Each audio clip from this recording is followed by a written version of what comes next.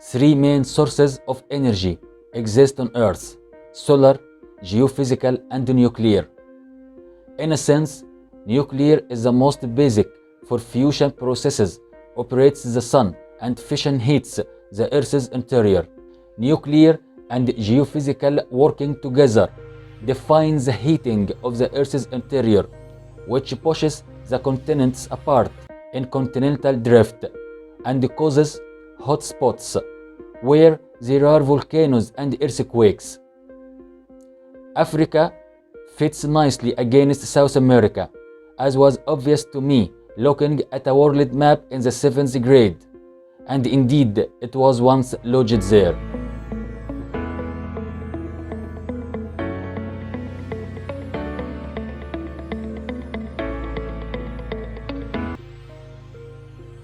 Hello my friends, welcome to my Energy Economist channel.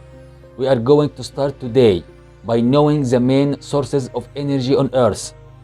So stay with me.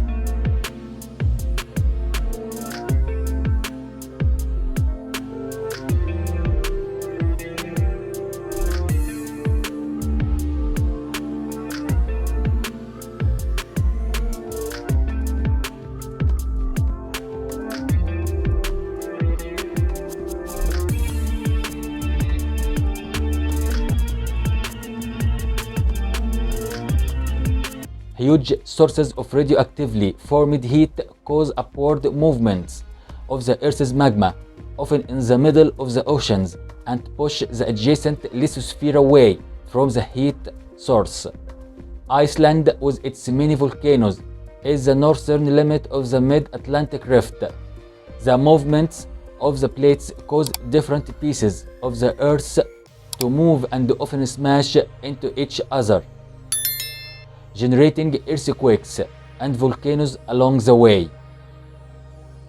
The Himalayan mountains, highest on Earth, were formed when India sailed across the equator and smashed into the rest of the Asian continent. California was formed by at least 3 land masses crashing into what is now Nevada.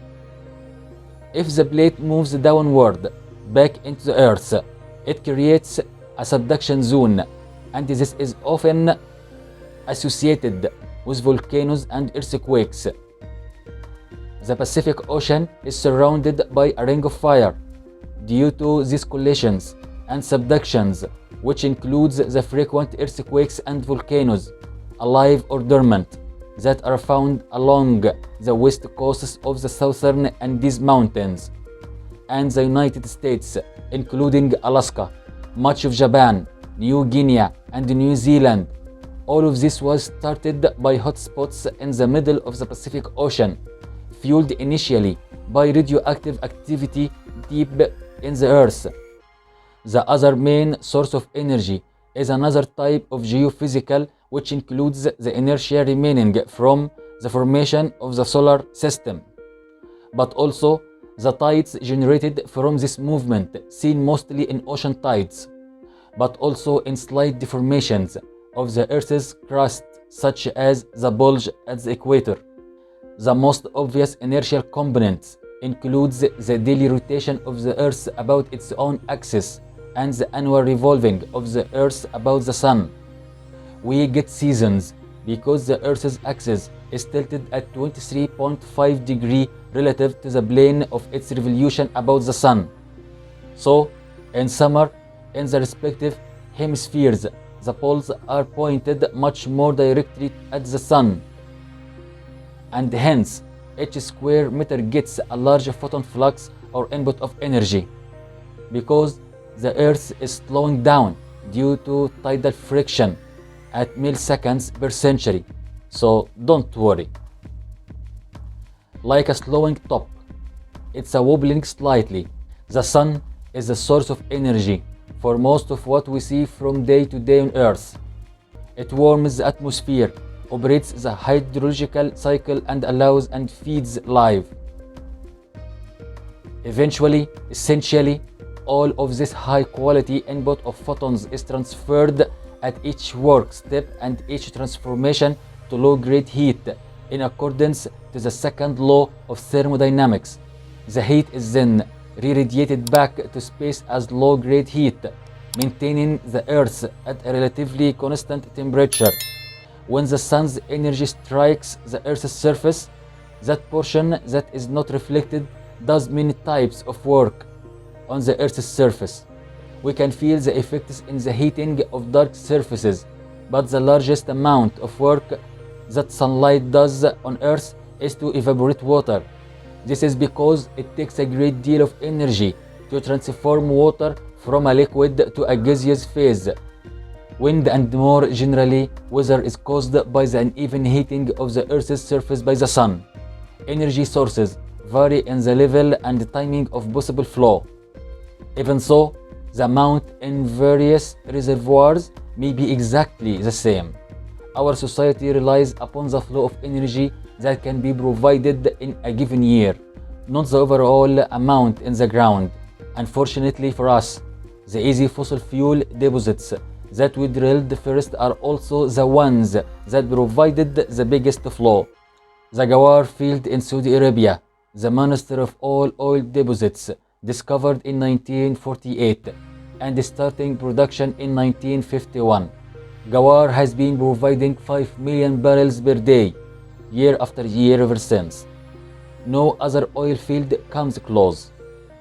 The Alberta tar sands may contain more oil than Ghawar and all the other Saudi oil fields combined, but it has taken decades just to get production to near 2 million barrels per day. Extraction of oil from these tar sands is a huge, phenomenally complex and capital-intensive job. Even the optimists see this source growing to only 3.5 million barrels per day by 2025. Many of the other energy sources, such as nuclear, wind, and solar, also have limitations on the flow of energy that they can provide.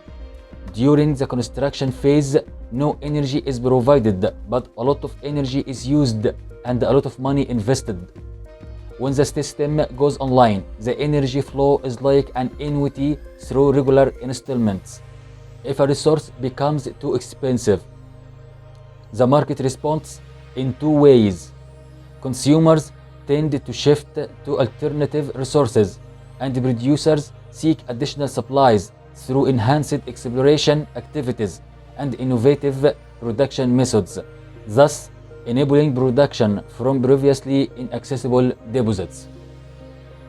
During this transition period, resource availability is temporarily constrained and resource prices are highly volatile, a situation often interpreted as a sign of imminent resource scarcity. Moreover, technology change and improvements in knowledge push the frontier of exploitable resources towards deeper, more remote or lower concentration occurrences, making resources a dynamically evolving rather than a fixed quantity. The boundary between reserves and resources is a current of expected profitability of exploitation, governed by the ratio of future market prices to the long-run cost of production. Price increases and production cost reductions expand reserves by moving resources into the reserve category and vice versa. Production costs of reserves are usually supported by actual production experience and feasibility analysis, while cost estimates for resources are often inferred from current production experience, adjusted for specific geological and geographical conditions. Reserve outlooks reported by the media are usually framed within a short-term market perspective, which focuses on prices, who is producing, from which fields, where spare capacity might exist to meet short-term demand peaks, the political of oil and how this oil balances with demand. Global growth in demand of energy linked with an extended dependence on fossil fuel as an energy resource has contributed to a substantial rise in the atmospheric levels of carbon dioxide. To make conditions worse, this step up has been giving no indications of slowing down. As of now, renewables provide us 13% of our energy, which could rise to 30% by 2030. However, the fact still remains that fossil fuels will continue to serve as the primary source of energy in the coming decades. According to the International Energy Agency, there has been an estimation that energy demand may foresee a hike by 45% between now and 2030 if no remedial actions are taken to harness it. As also reported by International Energy Agency, there will be a transformation of growth in energy related to CO2 emissions by 2030, as proposed to a rising 57%, with rising worry about the likely climate change on account of assemblage of greenhouse gases. For slackening and ceasing emissions, transformational alterations will be required in the energy sector, both in the way the world generates and consumes energy. If you want to learn more about the main sources of energy on Earth, you could do so in my book, Economics of Petroleum Principles, which is published on Amazon. Check it out at the link in the description. Please take a second to hit the like button, hit the subscribe button, and don't forget to also hit the notification bell. Thank you for watching and goodbye.